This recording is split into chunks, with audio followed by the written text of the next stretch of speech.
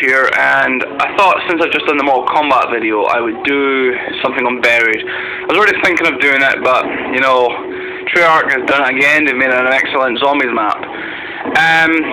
Basically, this is from around 30 playthrough. I got to around 30 on the Saturday of the week it was out, and I gotta say, a lot of new good features, like the Vulture perk, which you might call a scavenger.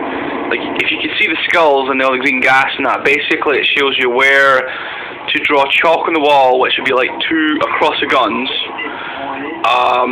Skulls where you could buy weapons, and like the perk icons where you could buy the perks.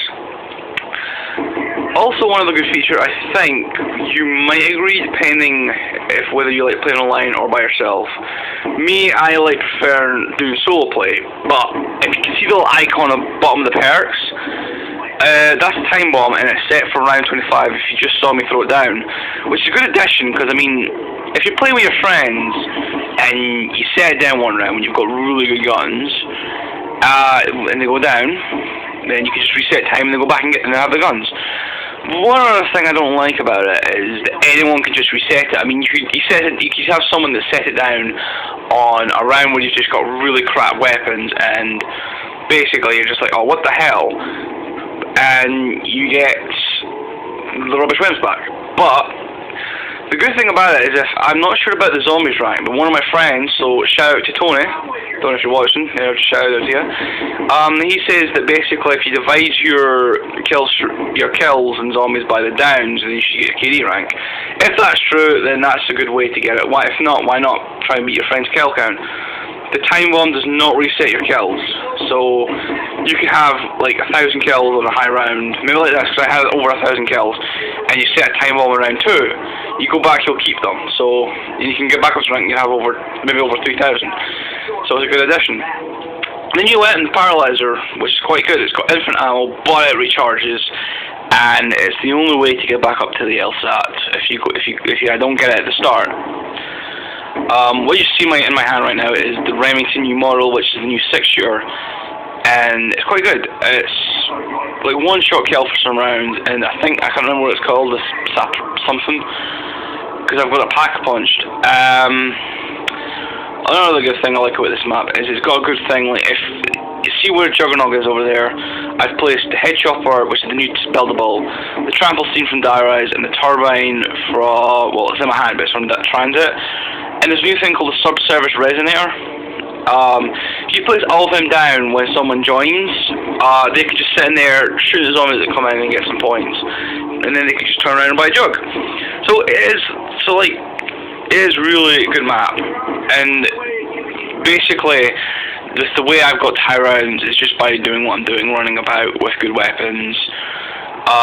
The Regular Mark II is a good addition, which is now in all the maps. Also, one other thing I like is the fact that the Vulture perk, like that green smoke, it's like really kind of smelly, is what the characters are saying. But the zombies will leave you alone. So if you walk into that, if I walked in that green cloud right now, the zombies would basically just not walk in, and look, there's Gear Darkness, troll them. Basically what you'll see is the zombies will walk away, and basically it's a good thing.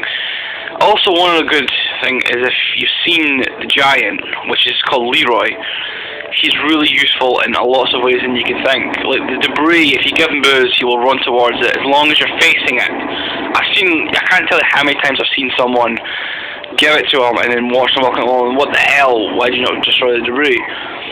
But it's like you get more points for it. But the one other thing I'll say is avoid shooting him if you can, because he will run into his cage and you'll have to find the key all over again.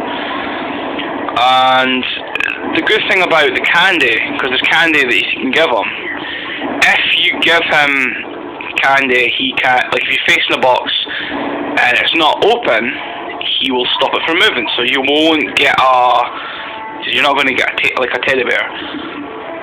And I think you can make a move it, but I haven't tried that yet. Also, you can get him to give you a free box. So if you open it and you give him candy and you're facing it, he will kick the box and you'll get a free reroll. So it's very useful.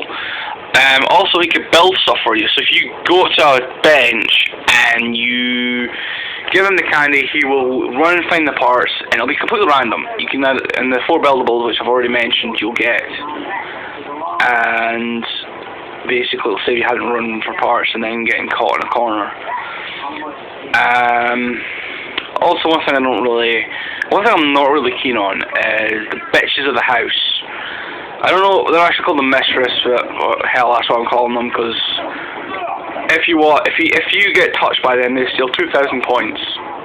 But the good thing about them is every 5 rounds, basically you gotta wait 5 rounds to do this.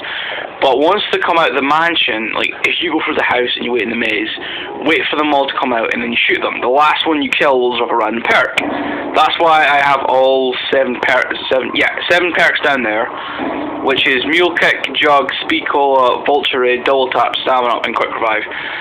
Which I've also found out the perma perks, or the persistent upgrades, whatever you want to call them, they return as well. But I found a new one where I went down and I lost. The only one I lost was Quick Revive, but I kept my perks. So, but it also affects you online. You go down, like, what? See if you see here, I just went down, and then like, oh no, I'm gonna lose all my weapons. I'm gonna lose all my hard work and that. So like, oh god, no. But as soon as I get up, all the other 6 perks apart from Quick Revive are back. But online, if that happens, you lose the last perk you pick up. But, you know, Buried is a good experience. The Time Bomb is a good addition. Raygun Mark II is what I haven't really talked about. So, it's in all new maps. If you've not got Buried and you're not going to be able to get it for a while, and you want to play some zombies, basically try and get the box. Try and just get the Raygun Mark II. I know that more than one players can have it, but what I've heard, you can't have it at the same time as the Raygun. It's like it's a 3-shot burst, really good. It works through the zombies. The reason I have the Raygun right now is I just thought, you know what, I want to see how far I can go with any weapon. I didn't really bother about getting the Raygun Mark II. So, Sephiroth, as it's called. But basically, it's really a good weapon. You should try it out, and it'll help you get to high rounds. And it's on all maps, which is a good thing.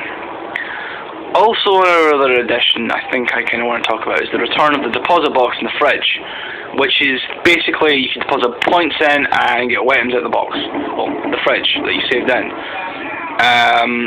So it's quite good. But the chalk is like, you're wondering what's the chalk? But what it is in that old bank there where the Mule Kick is, if you just saw where I was just holding out, is I think 6 weapons. Like chalk outlines. What you do is you pick them up and you place them with a question mark and you get 1,000 points.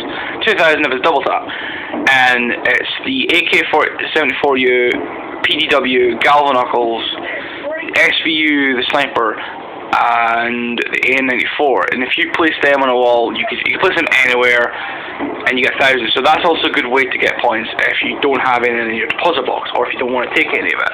But I think that might have something to do with getting the achievement, which I haven't got yet. I don't really know if I could well bother.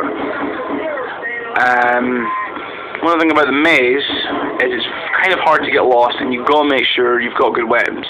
Good way to get around it is if you come up near a gate is to use the paralyzer to get over it. But you can't go over the hedges for some reason, which kind of sucks. But when you get to the Pack-a-Punch, you kind of have to watch that you don't get a lot of zombies because it is quite hard. So if you're going to Pack-a-Punch, I recommend Pack-a-Punching on very early rounds if it's possible. Or if you've got friends and you play on easy difficulty, you should be alright. Don't know what else I could say. Also, I will say about the Easter egg, which I haven't done, but you know, like with the whole thing with the characters, the intro scene has revealed a lot more about Russman. Like well, no, I'm using right now, but he's lost his memory. But he seems to also be taking charge of the survivors, which seems to be good because he knows where he's going. But it also seems that everyone now knows he can hear Richtofen. Basically, like if you play as Samuel Sullinger on your own, like on original, you'll hear like Richtofen talking to you, and basically it's like a Easter egg telling you what to do. And if you don't do it as the rounds progress on, he gets seemingly frustrated. And you can also hear Maxis, but Richtofen seems to be a lot more clear than Transient Dire Eyes. I also looked up what happens if you complete them. If you complete any of them, you can do whatever you want. Like, you can activate a box, and whoever you've done all the towers for in a favour, they would have, like, Richtofen gets rid of Maxis and John Stones in his body. Well, hold on. Well, Maxis becomes a demonic announcer. Also, there's a box, but once you've done that, like, you have to do the Easter eggs all over again, which seems like a waste of time. But still, it's kind of worth it. I'm rolling forward to the next map. It should be out in August. I'm going to try and get to higher rounds, but you know, it's kind of a thing to do. Before this, I continuously played a lot of Mob of the Dead, which I got to around 39 on, and I was kind of hoping to get higher than that, but I never did. You won't see it in this because I just thought, you know, the rounds I was at might show a lot more of the detail of what I was trying to do. So I'm going to go now. If you've enjoyed the video, leave a like, comment, and subscribe if you want. Doubt any of you will favourite it. So what you could also do is comment like how high you guys have gotten, and which of your favourite weapons are, like the new features. Like, is your favourite the Ray Gun Mark II, or is it the Paralyzer, or it could be the Time Bomb? And what you think about the Vulture Raid and Leroy and all that. Just let me know in the comments below, or you can message me on my Great Gamer tag. It's the same as my YouTube name. So yeah, have a good day, guys, and enjoy the map.